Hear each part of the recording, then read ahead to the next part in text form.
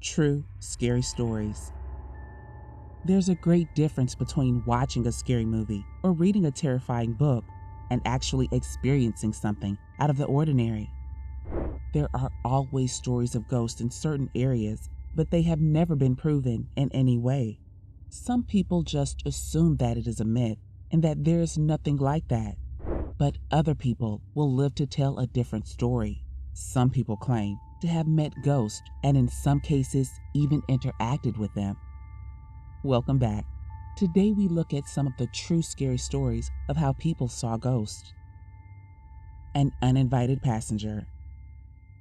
It was in the 1990s, and Julie, who was a resident of Portland, Oregon, was driving out of the city to meet up with her friends. However, as she was going, she found herself stuck in traffic. Julie, who was only 18 at the time, later found out that the cause of the slow traffic was a dreadful crash.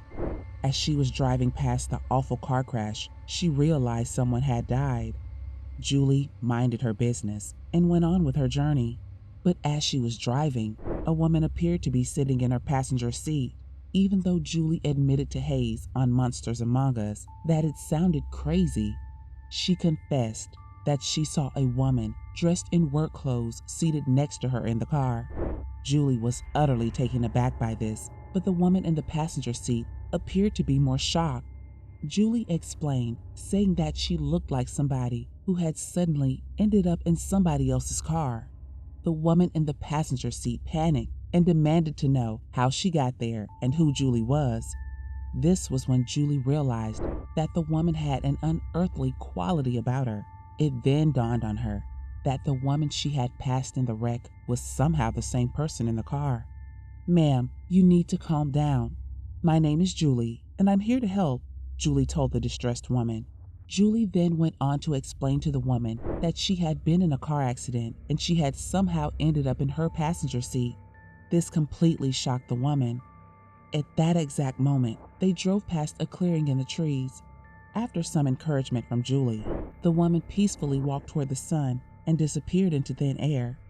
This shocked Julie even more, causing her to pull over and process the entire ordeal. She tried to convince herself that she had imagined the whole thing. Days later, a story appeared on the news about a trucker who was injured in a car accident.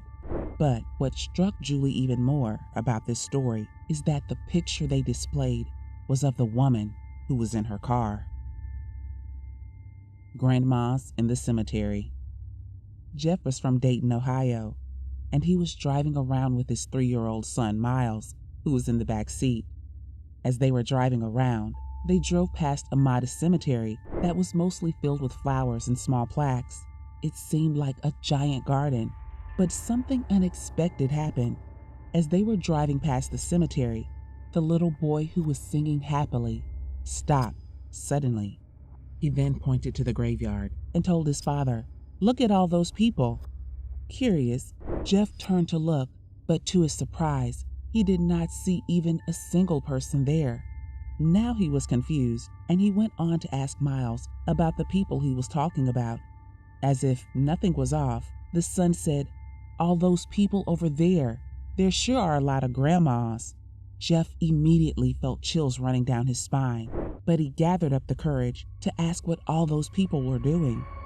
The son then innocently answered, "They're all standing there, looking down at the grass." This made Jeff even more worried and uneasy, and he sped up and drove home. Later on that day, Miles was busy watching his favorite cartoon on TV when he looked at Jeff and said, "You know, they weren't alive." This did not really shock Jeff because he thought the kid was talking about the cartoon.